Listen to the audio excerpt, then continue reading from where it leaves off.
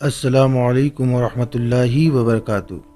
प्यारे दोस्तों, आज की इस वीडियो में हम आपको एक हिंदू लड़की और एक मुसलमान लड़के का ऐसा वाक़या बताने वाले हैं जो इस देश में हिंदू और मुसलमान करने वाले के मुंह पर तमाचा है।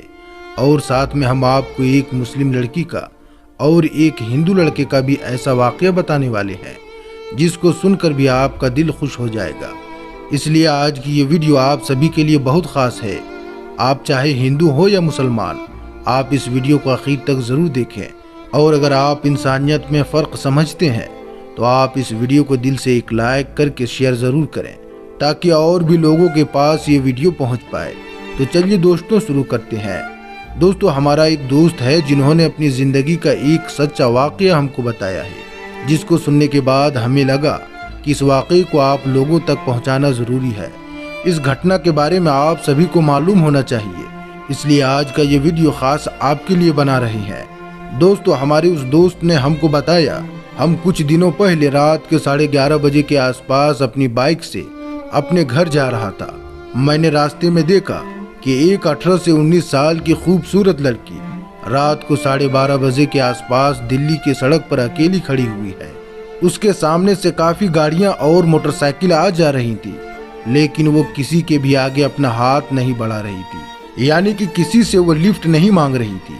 असल में उसकी बस छूट गई थी और उसको अपने घर जाना था। अचानक से उस लड़की को एक बुलेट पर एक लड़का आता हुआ दिखाई दिया। लड़की ने झट से उस लड़के के सामने अपना हाथ बढ़ा दिया, यानी कि उस लड़के से लिफ्ट मांगने लगी। उस लड़के ने अपनी बुलेट रोकी तो लड़की कहने लगी, आप मुझे मेरे घर तक छोड़ दीजिए, मेरी बस छूट गई है और इस वक्त और कोई भी बस आने वाली नहीं है। तो ये सुनकर उस लड़के ने कहा, ठीक है, कोई बात नहीं, आप बैठ जाएं, मैं आपको आपके घर तक छोड़ देता हूँ। उसके बाद में वो लड़की उस लड़के के साथ बाइक पर बैठ जाती है और दोनों चल देते हैं। उस लड़के ने बताया कि जब मैं उस लड़की को लेकर उसके घर के पास पहुँचा तो मैंने उससे पूछा कि जब आप सड़क पर खड़ी हुई थी तो मैंने देखा कि आपके सामने काफ़ी गाड़ियाँ और मोटरसाइकिल आ जा रही थी, आप किसी के भी आगे अपना हाथ नहीं बढ़ाई, आपने और किसी से लिफ्ट क्यों नहीं मांगी? तो उस लड़की ने जवाब दिया कि मैंने आपकी बाइक की तरफ देखा तो मुझे आपकी मोटरसाइकिल के आगे प्लेट में अल्लाह का नाम लिखा हुआ दिखा, यानी कि आपकी मोटरसाइकिल के आगे लिखा हुआ था या अल्लाह। फिर वो लड़की कहने लगी, मैं नहीं बल्कि पूरी दुनिया जानती है कि अल्लाह वाले ना तो किसी के साथ बुरा करते हैं और ना ही किसी के बारे में बुरा सोचते हैं और ना ही किसी को बुरा करने देते हैं। काश आज इस बात को सारी दुनिया अच्छी तरह से समझ जाए कि अल्लाह के मानने वाले लोग कभी भी किसी का बुरा नहीं कर सकते हैं, कभी भी दंगा फसाद नहीं कर सकते हैं, क्योंकि इस्लाम किसी बेगुनाह को मारने की इजाज़त नहीं देता।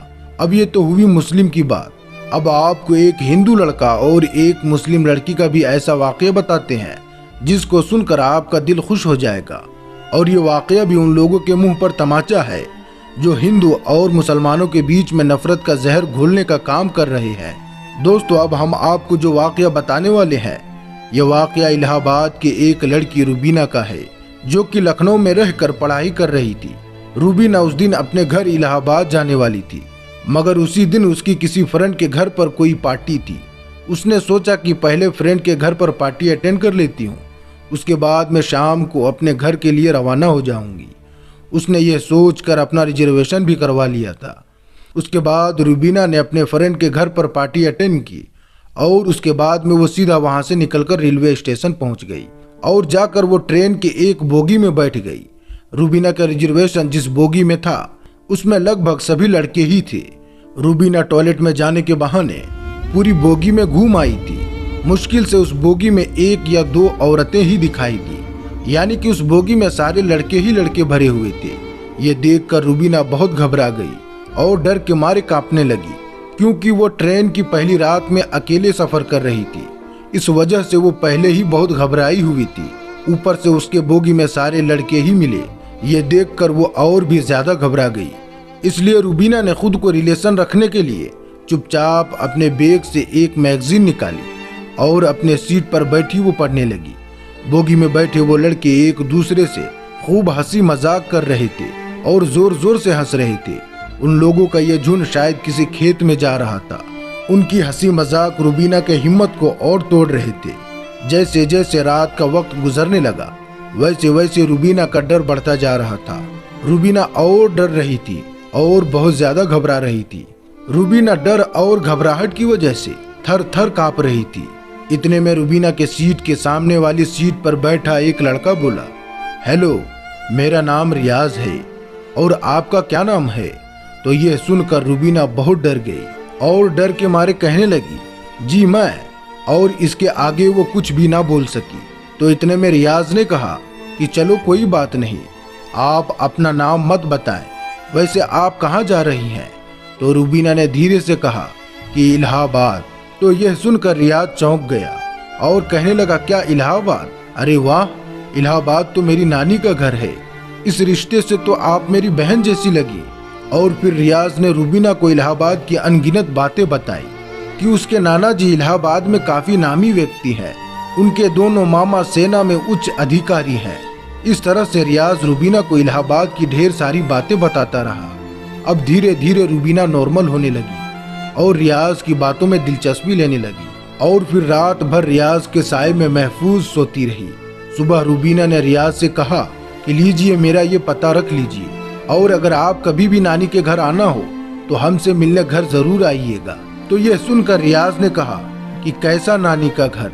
बहन, वो तो मैंने आपको रात में डरती और घबराते हुए देखा, तो मैंने आपके दिल से डर और भय को निकालने के लिए झूठ मूठ के रिश्ते गढ़ने लगा। मैं तो पहले कभी इलाहाबाद नहीं गया। यह सुनकर रूबीना चौंक गई। फिर रियाज ने कहा, बहन, ऐसा नहीं है कि सब लड़के बुरे होते हैं, कि किसी लड़की को अकेला देखा नहीं कि उस पर गिद्ध की तरह टूट पड़े। हम में से ही तो बाप और भाई होते हैं। यह कहकर रियाज प्यार से रूबीना के सिर पर हाथ रखकर मुस्कुराने लगा और फिर चल दिया। रूबीना रियाज को देखती रही जैसे कि कोई अपना सगा भाई आज उससे विदा ले रहा हो। रूबीना की आंखें गीली हो चुकी थी।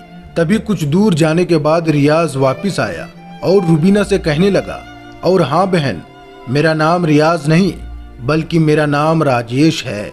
ये सुनकर रूबीना और ज्यादा चौंक गई और सोचने लगी कि काश हमारे भारत में सब ऐसे ही हो जाए, तो ना कोई हिंदू के नाम पर लड़ेगा और ना ही कोई मुसलमान के नाम पर लड़ेगा, और हमारे देश में और हमारे गाँव में सभी बहन बेटियां खुली हवा में सांस ले सकेंगी और बिना किसी डर और भय के कहीं भी आ जा सकेंगी, जहां पर हर कोई एक दूसरे का मददगार बन सके। मगर आज कुछ लोगों ने लोगों के दिमाग में धर्म और मजहब का जहर घोल दिया है। आए दिन ऐसे वैसे बयान देते रहते हैं जैसे हिंदू के दिमाग में मुसलमानों के लिए नफरत भरी जाती है और मुसलमानों के दिलों में हिंदुओं के लिए नफरत पैदा हो जाती है।